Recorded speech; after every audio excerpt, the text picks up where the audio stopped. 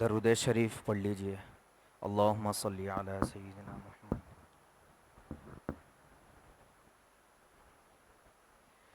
پیاسے ہے نین اے شاہ زمن، اب پیاسوں کی پیاس بجھا جانا۔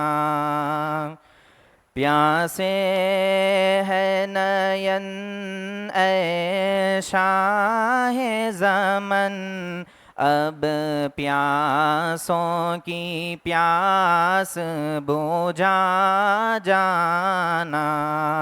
بے چین ہے جلنے پروانے،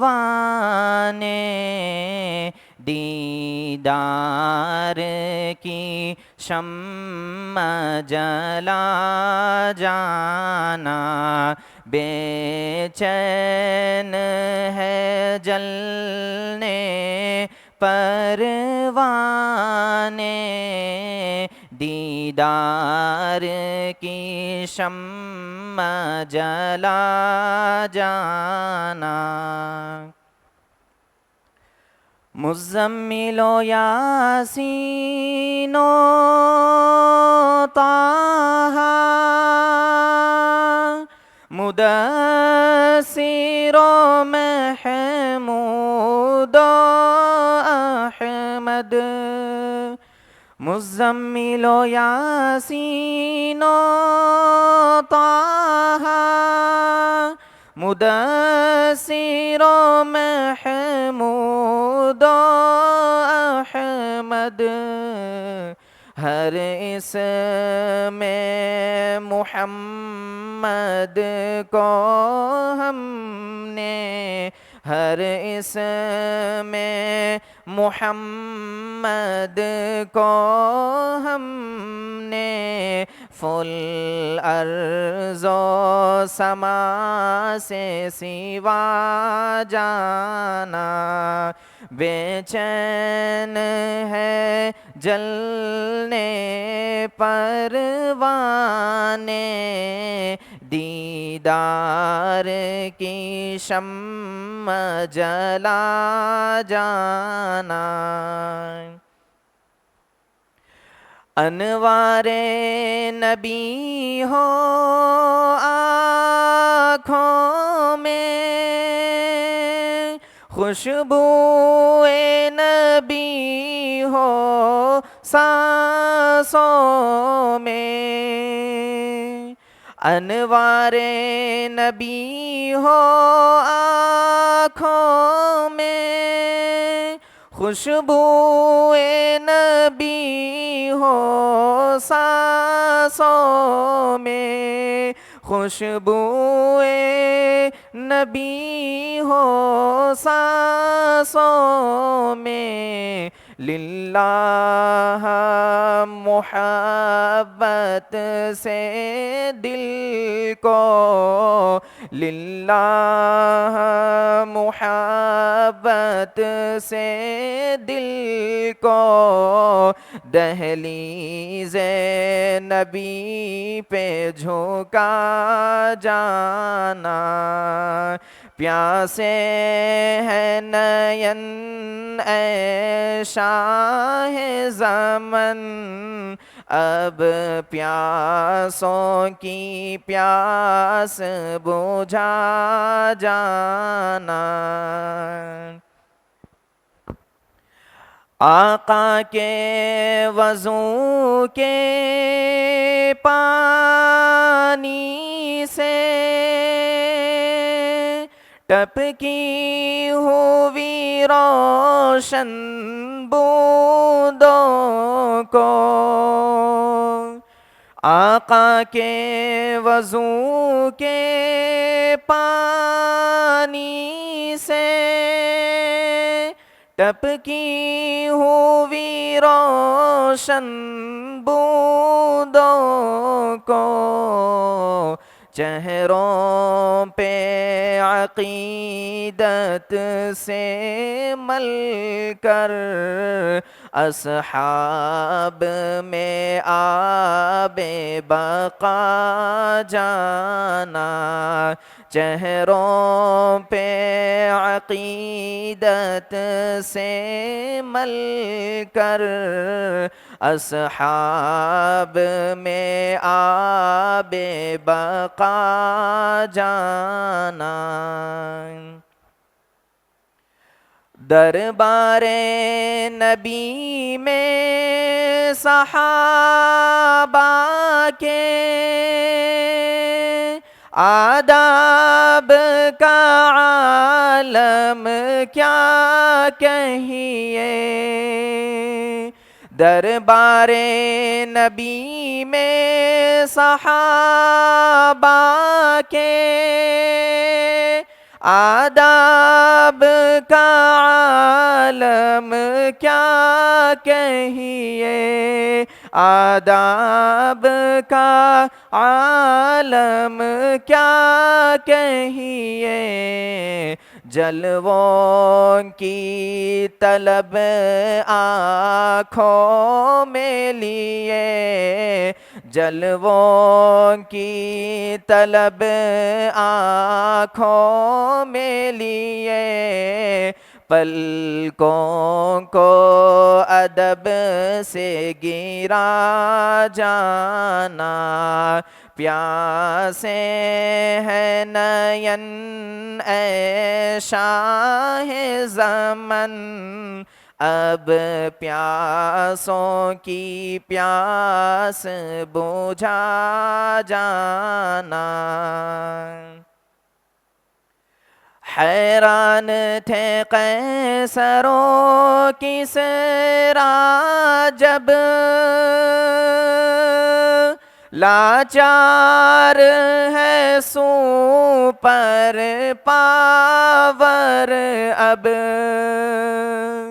حیران تھے قیصر و کسریٰ جب لاچار ہے سپر پاور اب، قدموں میں رہی دنیا اس کے، قدموں میں رہی دنیا اس کے، جو خود کو نبی کا گدا جانا، قدموں میں رہی دنیا اس کے، جو خود کو نبی کا گدا جانا، پیاسے ہیں نین اے شاہ زمن، اب پیاسوں کی پیاس بجھا جانا، محشر کا سما ہے پیش نظر، نادر کی دعا ہے شام و سحر، محشر کا سما ہے پیش نظر، نادر کی دعا ہے شام و سحر، کوثر کے پیالے بھر بھر کر، کوثر کے پیالے بھر بھر کر، ہاتھوں سے نبی کے پلا جانا، پیاسے ہیں نین اے شاہ زمن، اب پیاسوں کی پیاس بجھا جانا، بے چین ہے جلنے پروانے دیدار کی شمع جلا جانا صلی اللہ علیہ وسلم.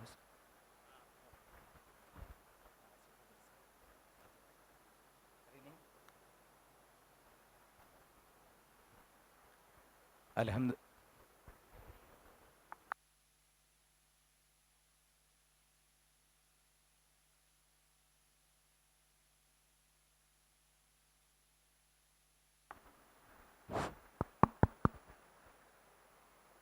آج کے اس جلسے کا دوسرا مرحلہ تکمیل حفظ قرآن مجید. الحمدللہ ابھی تھوڑی ہی دیر میں عارف باللہ نمونِ اسلاف حضرت مولانا احمد عبید الرحمن اطہر ندوی و قاسمی دامت برکاتہم ناظم امداد العلوم ٹین پوش کے ذریعے سے انشاءاللہ ہوگی. اس موقع سے میں تمام اولیاء طالبات اور تمام شرکاء کی خدمت میں یہ بات رکھنا چاہتا ہوں کہ لاک ڈاؤن کے بعد حضرت مولانا صلاح الدین سیفی صاحب دامت برکاتہم اور حضرت مولانا احمد عبید الرحمن صاحب دامت برکاتہم کی موجودگی میں حفظ قرآن مجید کی تکمیل کا ایک جلسہ ہو چکا ہے. اس کے بعد کے 2 سال کے یہ طالبات آج کے اس جلسے میں 12 طالبات حفظ قرآن مجید کی تکمیل کر رہی ہے الحمدللہ. اور اس کے ساتھ ساتھ جملہ 88 طالبات جنہوں نے شعبہ عالمیت سے عالمیت کی تکمیل کی ہے اور وہی 88 طالبات میں سے 50 طالبات نے شعبہ فضیلت سے فضیلت کی تکمیل کی ہے. تو ان کے لیے بھی جلسہ تقسیم اسناد ہیں. البتہ ان 88 طالبات میں سے 76 طالبات نے تصحیح کا نصاب بھی مکمل کیا ہے الحمدللہ. اور یہ صرف اور صرف حضرت مولانا احمد عبید الرحمن اطہر ندوی صاحب دامت برکاتہم کی خصوصی توجہ دلانے کی وجہ سے پچھلے کئی سالوں سے لاک ڈاؤن سے کئی سال پہلے سے ارشاد البنات میں تصحیح کا شعبہ قائم ہوا ہے. اور حضرت کی توجہ دلانے سے اس سے پہلے بھی تجوید پہ توجہ ہوتی تھی لیکن ایک اوسط درجے کی توجہ ہوتی تھی. لیکن حضرت نے ہمیں نصیحت فرمائی ہے کہ آپ کے یہاں سے پڑھنے والی طالبات صرف قرآن اچھا پڑھنے والی نہ بنے بلکہ دوسروں کو اچھا پڑھانے والی بنے. تو الحمدللہ اس نصیحت نے اثر کیا اور دلوں نے اس کو قبول کیا اور ہم نے اس کو اپنے مدرسے کی ترجیح بنیاد بنائی اور تمام طالبات کے لیے اور خاص طور پہ فارغات کے لیے ضروری قرار دے دیا ہے کہ علیحدہ طور پر سپریٹلی تصحیح کا نصاب بھی مکمل کرے. تو انشاءاللہ اس موقع سے آج کے اس موقع سے 76 طالبات کو تصحیح کی سند بھی دی جا رہی ہے. یہ بہت خوش نصیبی کی بات ہے الحمدللہ. اور یہ سارا کریڈٹ صحرا جاتا ہے حضرت مولانا عبید الرحمن صاحب دامت برکاتہم کی توجہات سے. اور اسی طرح ہم دعا کرتے رہیں گے کہ اللہ تعالیٰ ان کے سائے عاطفت کو ہم سب پر دائر قائم فرمائیں اور بزرگان دین کی توجہات ہمارے شامل حال رہیں تو انشاءاللہ ہم دین کی خدمت اور بہتر سے بہتر انداز میں کر سکتے ہیں.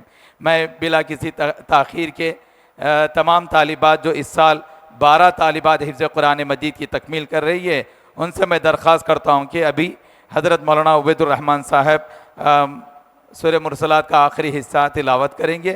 آپ لوگ بھی حضرت کی تلاوت کے ساتھ ساتھ تلاوت کریں تو انشاءاللہ اس کے بعد اور اکابرین ہمارے یہاں پر موجود ہیں ان کے تاثرات پھر حضرت شاہ صاحب دامت برکاتہم ان قریب جلوہ افروز ہونے والے ہیں. تو ان کے دست مبارک سے اسنادات کی تقسیم کا عمل آئے گا اور صدارتی خطاب ہوگا. اور اس انتظامیہ مسجد عالمگیر کے صدر محترم عالی جناب احمد نواز خان صاحب کی طرف سے اس جلسے میں موجود تمام شرکاء کے لیے دوپہر کے کھانے کا انتظام کیا گیا ہے.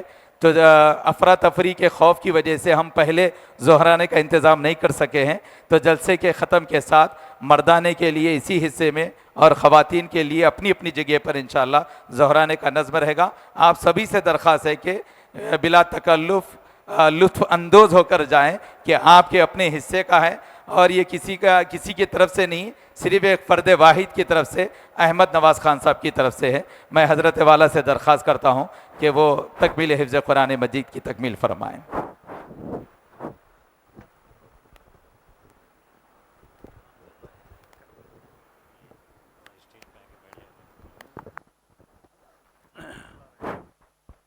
وہ ہاتھ میں دینا ہے دے دیجیے. آواز ہے صحیح؟ وہ لے لیجیے.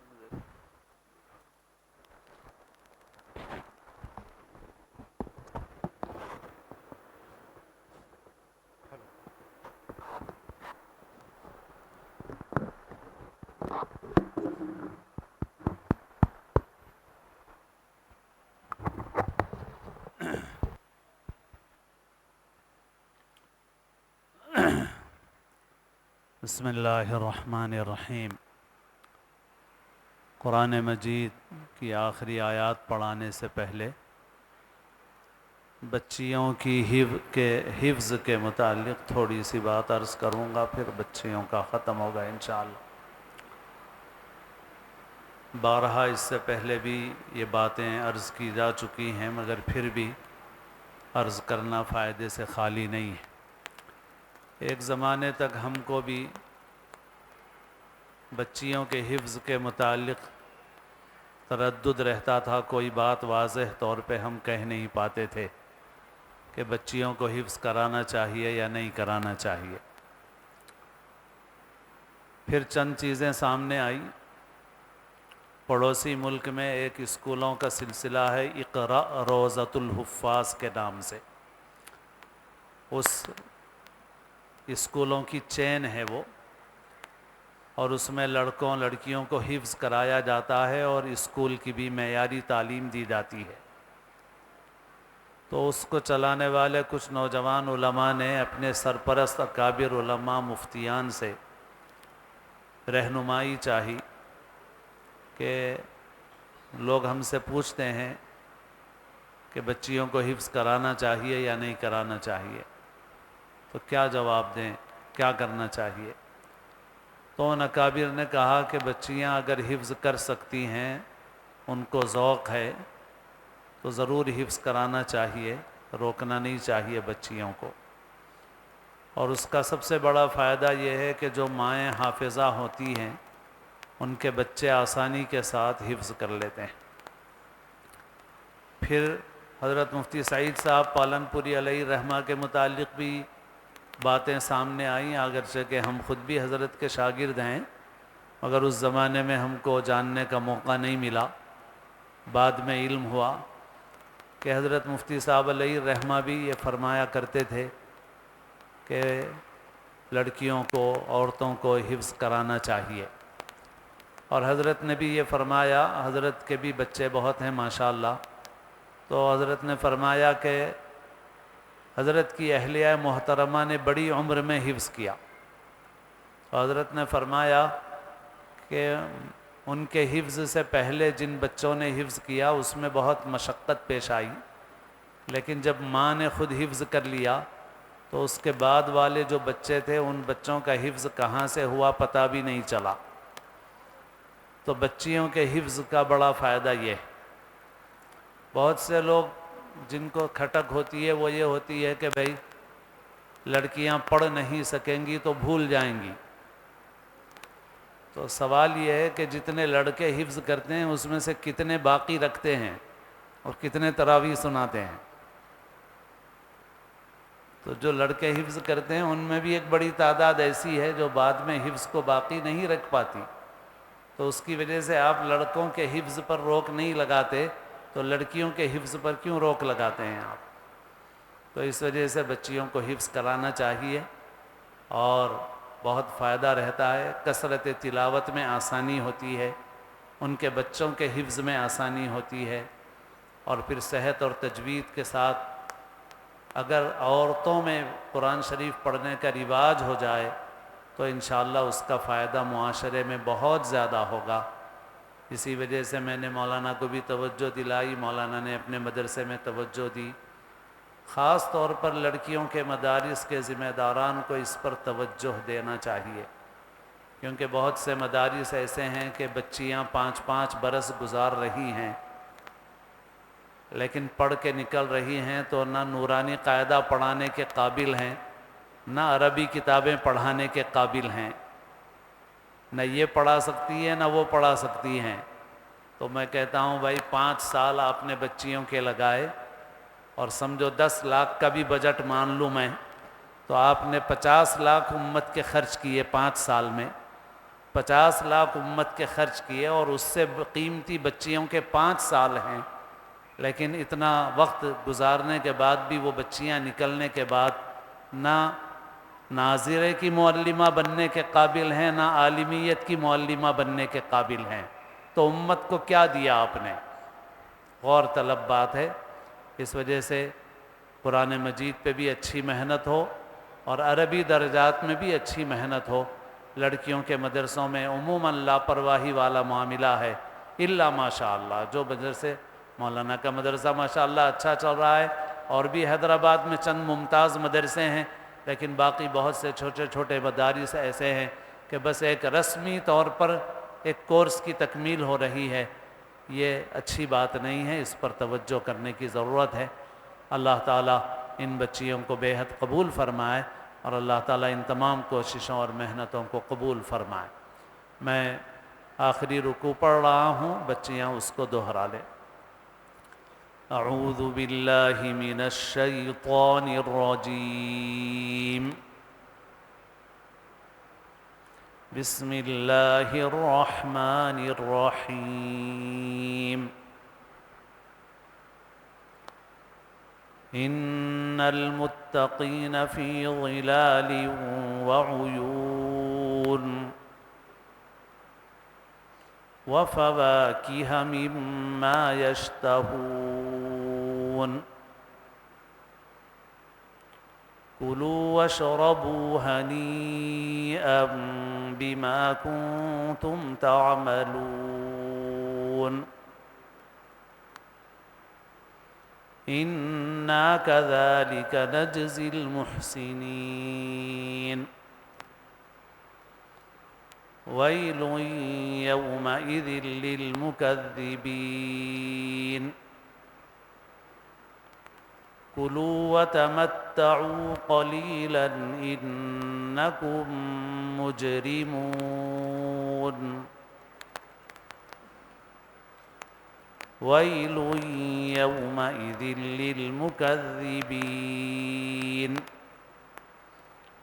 وَإِذَا قِيلَ لَهُمُ ارْكَعُوا لَا يَرْكَعُونَ وَيْلٌ يَوْمَئِذٍ لِّلْمُكَذِّبِينَ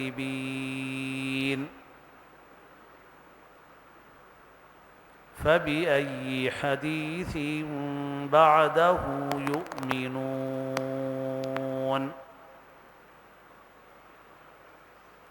بسم اللہ الرحمن الرحیم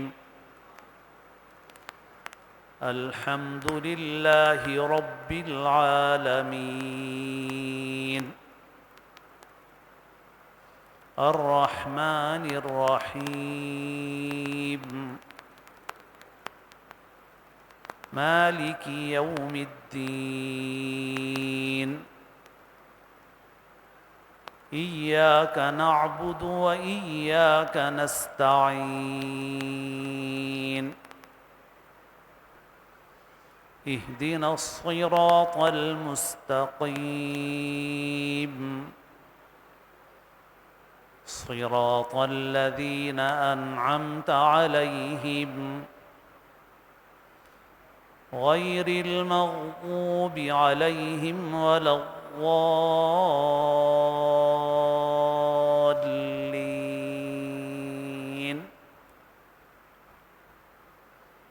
بسم اللہ الرحمن الرحیم الف لام میم ذلك الكتاب لا ريب فيه هدى للمتقين الذين يؤمنون بالغيب ويقيمون الصلاة ويقيمون الصلاة ومما رزقناهم ينفقون والذين يؤمنون بما أنزل إليك وما أنزل من قبلك وبالآخرة هم يوقنون أولئك على هدى من ربهم وأولئك هم المفلحون صدق الله مولانا العظيم.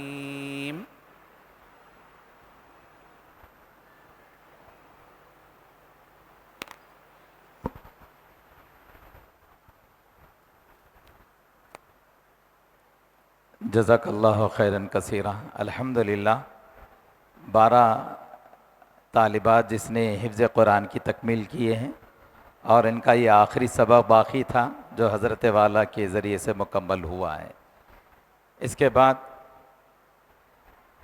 جیسا کہ ہم لوگ اچھی طرح جانتے ہیں کہ جامعہ اسلامیہ ارشاد البنات جو آج سے 25 سال پہلے قائم ہوا ہے، یہ میرے استاد محترم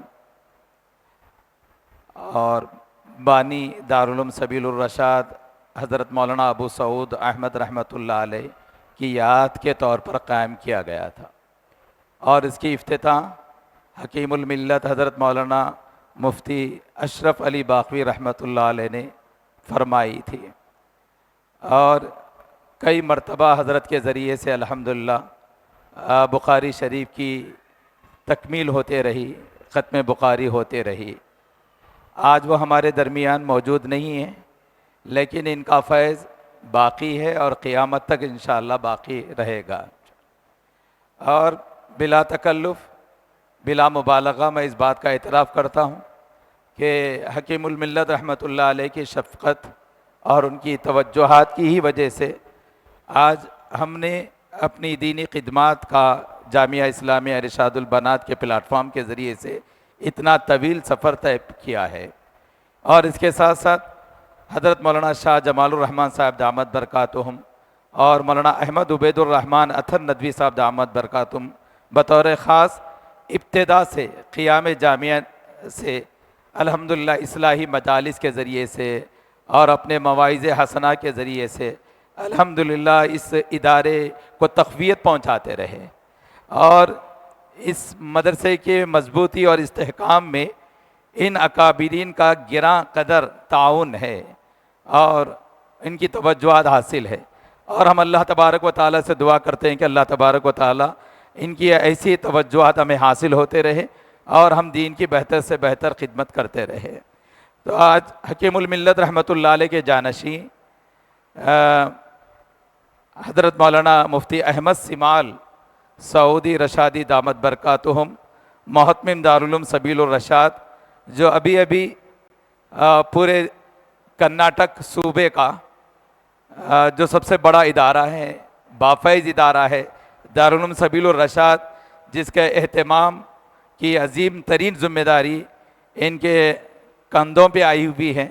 بہت ہی کم عمری میں اللہ تبارک و تعالیٰ نے ان کو یہ سعادت عطا فرمائی ہے، تو وہ آج ہمارے درمیان موجود ہے. اس سے پہلے حضرت والا موجود ہوا کرتے تھے، اور انشاءاللہ اس جلسے سے اور اس کے بعد کے اور بھی جلسوں میں انشاءاللہ خانوادہ حکیم الملت رحمۃ اللہ علیہ سے ہم استفادہ کرتے رہیں گے.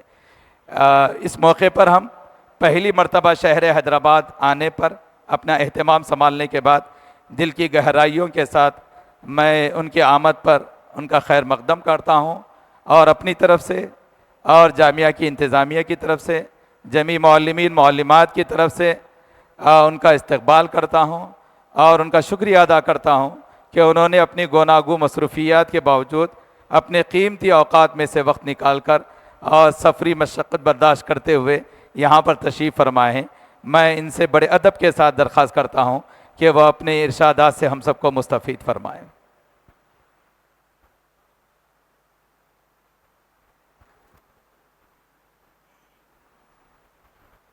السلام علیکم ورحمۃ اللہ وبرکاتہ۔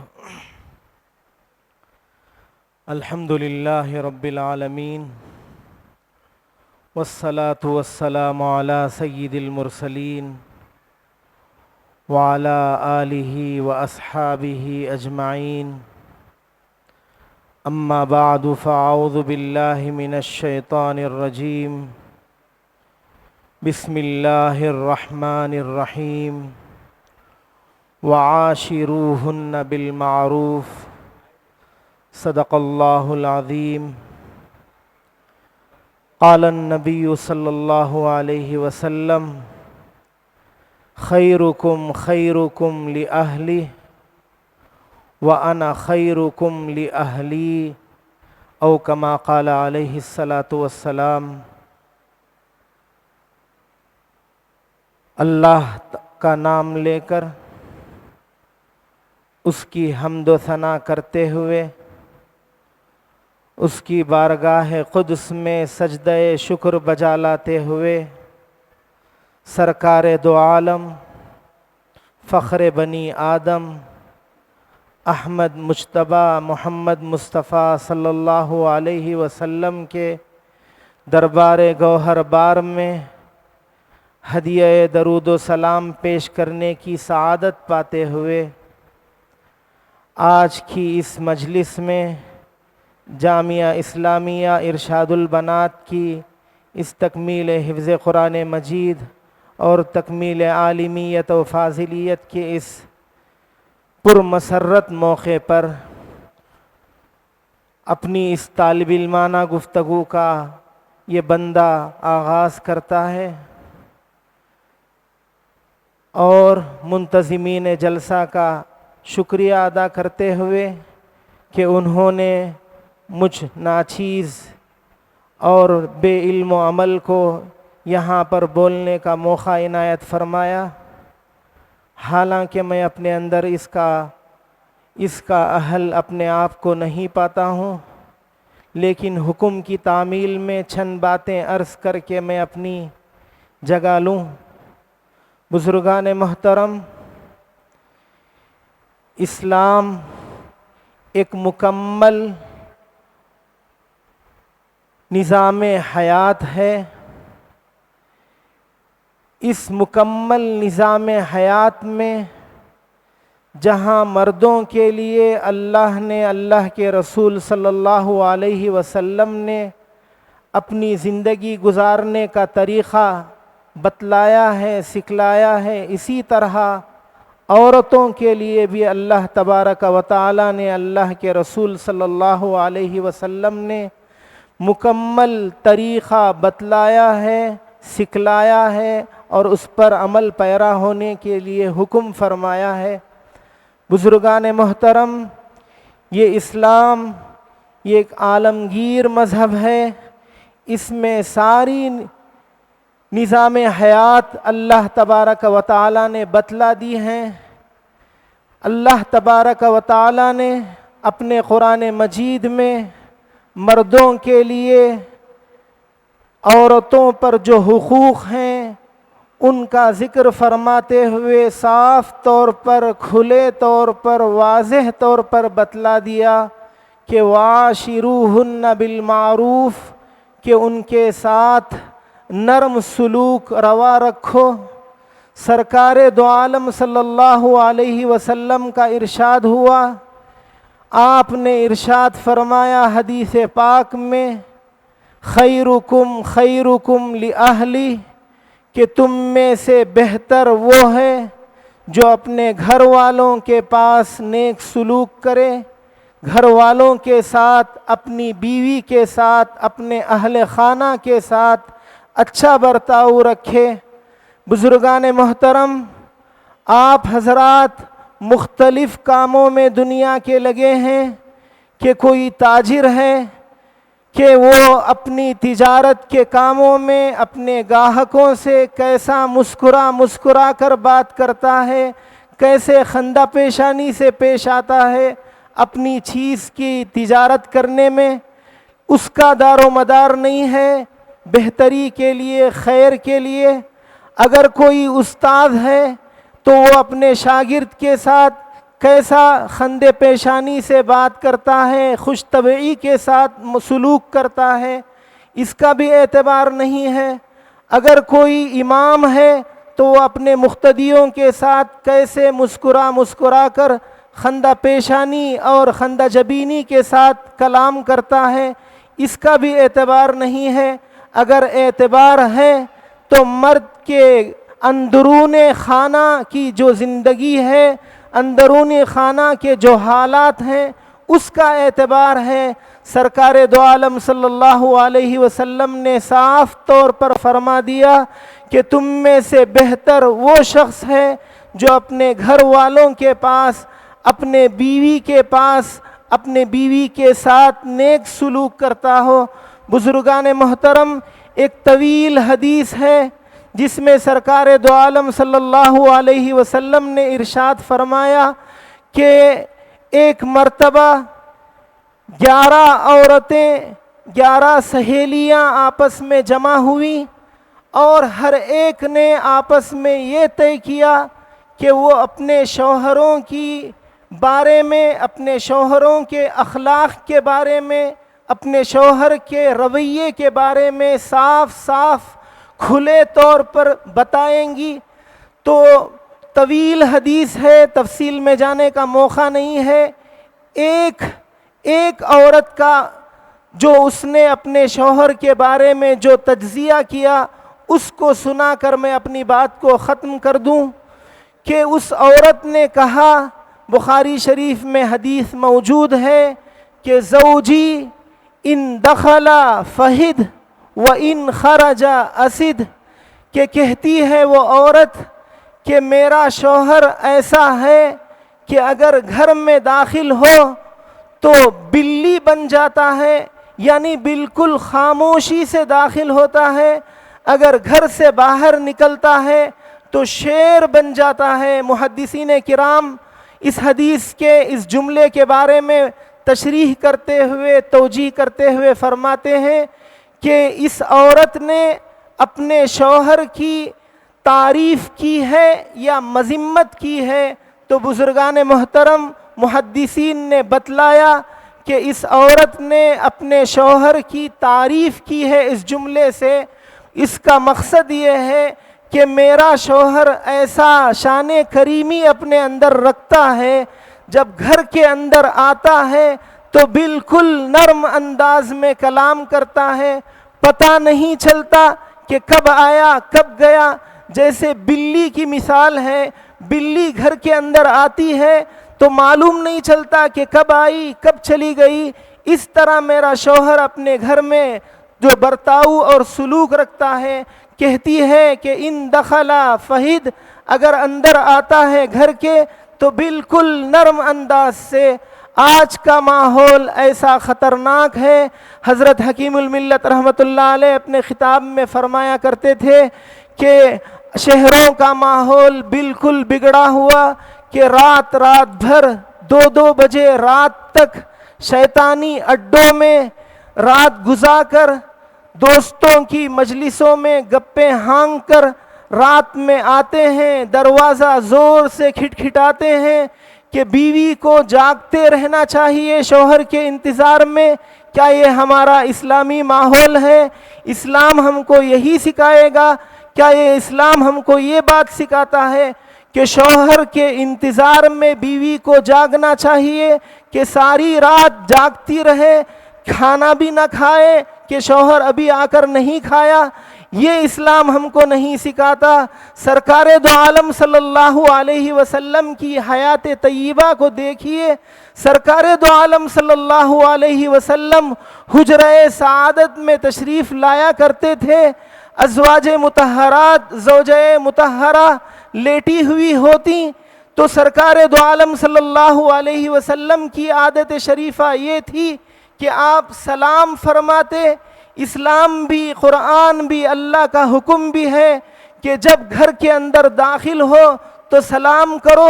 تو سرکار دو عالم صلی اللہ علیہ وسلم سلام کرتے ہیں۔ ہمارا یہ حال ہے کہ شوہر تو شوہر ہے، مرد ہے، ہم کیوں سلام کریں؟ بیوی کمتر ہے، اس کا درجہ نچلا ہے، وہ بیوی شوہر کو سلام کرے۔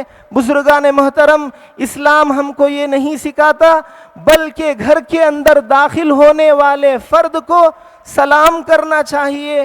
فرماتی ہیں کہ زوجہ محترمہ لیٹی ہوئی ہیں، حجرہ سعادت میں تشریف لا رہے ہیں، سرکار اس انداز میں سلام کرتے ہیں، آہستہ، بالکل آہستہ انداز میں، کہ اگر جاگ رہی ہوں تو سلام سن لیں، اگر سو رہی ہوں تو نیند میں خلل نہ ہو۔ یہ عادت شریفہ تھی، یہ عادت کریمہ تھی، اتنا لحاظ تھا سرکار کا۔ سرکار دو عالم صلی اللہ علیہ وسلم اپنے ازواج مطہرات کا یہ لحاظ فرماتے تھے، لیکن ہمارا حال بالکل الٹا ہے۔ بزرگان محترم، ایک واقعہ بیان کر کے میں اپنی بات کو ختم کر دوں۔ ایک مرتبہ سرکار دو عالم صلی اللہ علیہ وسلم نے ارشاد فرمایا حضرت عمر سے کہ عمر، کیا قصہ ہے کہ یہ عورتیں، یہ میری بیویاں مجھ سے ڈرتی نہیں ہیں بلکہ تم سے ڈرتی ہیں؟ تو حضرت عمر رضی اللہ عنہ نے فرمایا، یا عدواتی انفسہن اتہبننی ولا تہبن رسول اللہ صلی اللہ علیہ وسلم، اے امہات المؤمنین، اے رسول اللہ صلی اللہ علیہ وسلم کے ازواج مطہرات، خطاب کر کے فرمایا، کیوں اپنی جان کی دشمن بنی ہوئی ہو کہ آپ رسول اللہ صلی اللہ علیہ وسلم سے نہیں ڈرتی ہیں بلکہ مجھ سے ڈرتی ہیں؟ تو اندر سے آواز آتی ہے حجرہ سعادت سے کہ عمر، تمہارے مزاج میں سختی ہے، شدت ہے، لیکن رسول اللہ صلی اللہ علیہ وسلم مجسم رحمت ہیں، پیکر رحمت ہیں، شان کریمی آپ کی خاص صفت ہے، آپ سے ڈرنے کی، آپ سے خوف کھانے کی کیا ضرورت ہے؟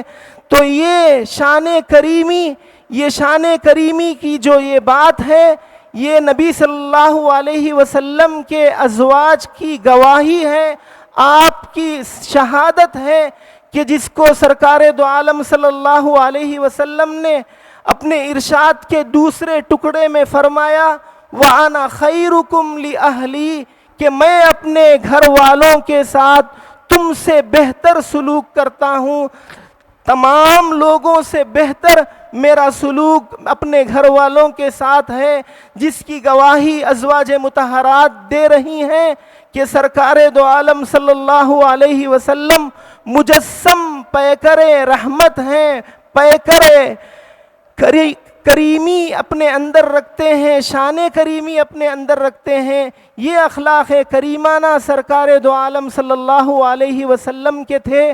تو اسلام جہاں شوہر کے لیے یہ نظام کو بتلاتا ہے کہ گھر کی زندگی کیسی ہو، اسی طرح عورت کے لیے بھی اسلام ایک نظام کو بتلا رہا ہے، جس کا ارشاد سرکار دو عالم صلی اللہ علیہ وسلم نے اپنے کلام میں فرمایا۔ ایک مکمل زندگی، ایک مکمل نظام حیات بتلا دیا، ایک مختصر سا نصاب بتلا دیا کہ عورت 4 باتوں کی پابندی کر لے تو وہ جنت کے جس دروازے میں سے چاہے داخل ہو جائے۔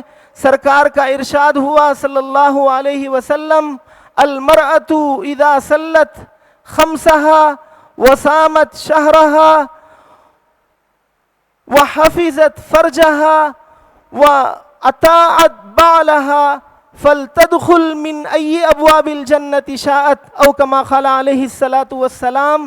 4 مختصر سا نصاب، 4 باتیں بتلا دیں سرکار دو عالم صلی اللہ علیہ وسلم نے کہ عورت جب 5 وقت کی نماز پڑھ لے اور رمضان بھر کے روزے رکھ لے اور اپنی عفت اور پاک دامنی کو محفوظ رکھ لے، پاک دامنی کی حفاظت کر لے، اپنی عفت کو باقی رکھ لے، اور اسی طرح اپنے شوہر کی بات اور اپنے شوہر کی اطاعت و فرما برداری کر لے، تو جنت کے جس دروازے میں چاہے وہ داخل ہو جائے۔ بزرگان محترم، آپ کے علم میں ہے کہ جنت کے 8 دروازے ہیں، کہ کوئی روزے داروں کا دروازہ ہے، خاص روزے داروں کو وہاں سے بلوایا جائے گا۔ کوئی باب الصلاۃ ہے کہ جو نماز کا شوق اپنے دل میں رکھتے ہیں، نماز کے شوقین ہیں، متلاشی ہیں، ہر وقت نماز کے خیال میں رہنے والے، ان حضرات کو اس دروازے سے دعوت دی جائے گی۔ حضرت حکیم الملت رحمۃ اللہ علیہ اکثر فرمایا کرتے تھے کہ ہم پر تو کوئی کام، کسی کام کا ہم اپنے اندر شوق نہیں رکھتے، نماز ہم پر گرا ہے، روزہ ہم پر بھاری ہے، مشقت کرتے ہیں کہ جیسے ہی رمضان آتا ہے ڈاکٹر سے سرٹیفکیٹ حاصل کر لیتے ہیں کہ میں روزہ چھوڑنے کی اجازت مجھے دے دیجئے۔ ایسا ہمارا حال ہے۔ علامہ اقبال نے فرمایا تھا، کس قدر گراں تم پہ صبح کی بیداری ہے، نیند سے پیار ہے ہم سے کب پیار ہے، ہاں نیند تمہیں پیاری ہے، تو فجر کی نماز ہم پر گرا ہے، ہر نماز ہم پر شاخ گزرتی ہے۔ تو بزرگان محترم، حضرت اپنے لطافت طبعی کے مطابق فرمایا کرتے تھے کہ جب ہم جنت کے پاس، جنت کی طرف، دروازوں کی طرف بڑھیں گے تو جنت کے فرشتے کہیں گے کہ صاحب آپ ادھر سے کہاں آ رہے ہیں، ادھر سے جائیے۔ ادھر جائیں گے تو ادھر سے کہیں گے کہ ادھر جائیے۔ تو یہ ہمارا حال ہے۔ بزرگان محترم، جب سرکار دو عالم صلی اللہ علیہ وسلم نے ارشاد فرمایا فَلْتَدْخُلْ مِنْ أَيِّ أَبْوَابِ الْجَنَّةِ شَاءَتْ، حضرت ابو بکر رضی اللہ عنہ نے، صدیق اکبر نے عرض کیا، کیا سرکار، کیا کوئی شخص ایسا بھی ہوگا کہ جس کو جنت کے سارے دروازوں سے بلایا جائے گا کہ آپ ادھر سے آئیے، آپ ادھر سے آئیے؟ تو حضرت رسول اللہ صلی اللہ علیہ وسلم کا ارشاد ہوا کہ بہت سے لوگ ہوں گے جن کو جنت کے ہر دروازے سے بلوایا جائے گا۔ مجھے امید ہے کہ صدیق اکبر، ابو بکر، تم بھی ان لوگوں میں سے ہو کہ جن کو جنت کے دروازوں سے بلوایا جائے گا، ہر دروازے سے، کہ آپ ادھر سے آئیے، آپ ادھر سے آئیے۔ بزرگان محترم، تو اسلام مرد کے لیے بھی نظام زندگی، نظام حیات کو صاف طور پر بتلایا ہے، اور عورت کے لیے بھی نظام زندگی کو صاف طور پر بتلا دیا ہے کہ مرد کے لیے بتلا دیا کہ اپنی بیوی کے ساتھ نیک سلوک، نرم رویہ رکھے، اور عورت کے لیے صاف بتلا دیا کہ شوہر کی اطاعت و فرما برداری کرے۔ ایک مرتبہ سرکار دو عالم صلی اللہ علیہ وسلم کی خدمت میں مجلس آپ کی لگی ہوئی تھی کہ اچانک ایک اونٹ آیا اور آ کر آپ کے سامنے سجدہ ریز ہو گیا۔ صحابہ سرکار دو عالم صلی اللہ علیہ وسلم کے عاشق زار تھے، ان کے دل بے چین ہو گئے، تڑپ گئے، بے قرار ہو گئے۔ انہوں نے کہا، عرض کیا کہ سرکار، یہ بے زبان جانور آپ کے سامنے سجدہ کر رہا ہے، ہمیں بھی حکم دیجئے کہ ہم آپ کے سامنے سجدہ کریں۔ تو سرکار دو عالم صلی اللہ علیہ وسلم کا ارشاد ہوا کہ نہیں، کہ سجدہ اللہ کے سوا کسی کے لیے جائز نہیں ہے۔ اگر سجدہ جائز ہوتا تو میں عورت کو حکم دیتا کہ وہ اپنے شوہر کے سامنے سجدہ کرے، لیکن عورت کے لیے بھی جائز نہیں ہے کہ وہ شوہر کے لیے سجدہ کرے۔ تو شوہر مجازی خدا ہے، اس کی اطاعت کرنے کا، اس کی فرما برداری کرنے کا اللہ کے نبی صلی اللہ علیہ وسلم نے حکم دیا ہے۔ تو بزرگان محترم، بات طویل ہوتی چلی گئی، میں انہی چند کلمات کے ساتھ منتظمین جلسہ کا شکریہ ادا کرتے ہوئے ناظم حضرت مولانا محمد رفیع الدین صاحب رشادی دامت برکاتہم کا شکریہ ادا کرتے ہوئے کہ انہوں نے مجھ ناچیز اور بے علم و عمل کو کچھ کہنے اور بولنے کا موقع عنایت فرمایا، میں انہی چند کلمات کے ساتھ اپنی بات کو اختتام تک پہنچاتے ہوئے آپ سے رخصت ہوتا ہوں۔ اگر کوئی خیر ہے میری باتوں میں تو وہ اللہ کی طرف سے ہے، اگر کوئی غلط بات ہے تو اس کی ذمہ داری میری ذات پر ہے۔ میں پھر ایک مرتبہ اللہ تبارک و تعالیٰ کا شکر ادا کرتے ہوئے سرکار دو عالم صلی اللہ علیہ وسلم کے دربار میں ہدیہ درود و سلام پیش کرنے کی سعادت پاتے ہوئے اپنی بات کو ختم کرتا ہوں۔ وآخر دعوانا ان الحمد للہ رب العالمین۔